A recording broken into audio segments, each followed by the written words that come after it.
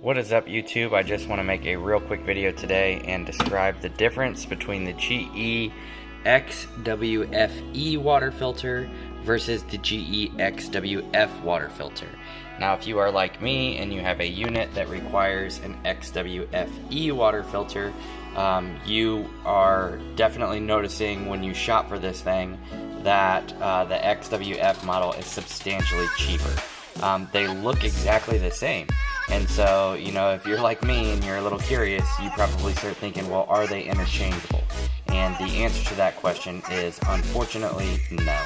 And the major difference between the XWF and the XWFE models are the XWFE, and the more expensive of the two models, contains an RFID computer chip in the filter.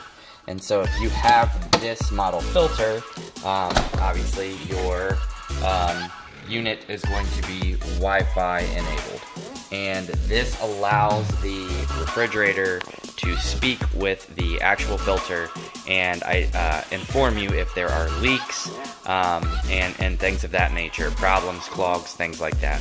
And so while they are the exact same shape, if you were to actually replace the XWFE with the XWF, more than likely your refrigerator is going to throw some type of trouble code and give you an error message on your display panel stating that you have a leak or that there is some type of problem with the filter.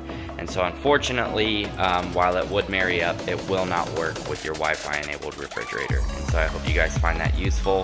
The one thing I can tell you too is Amazon does sell from one seller a replica XWFE model. I went ahead and ordered those. It was 4 weeks past my specified shipping date.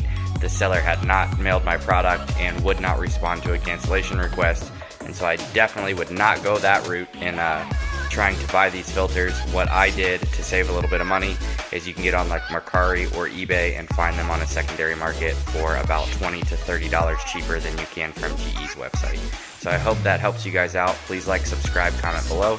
We'll see you on the next one.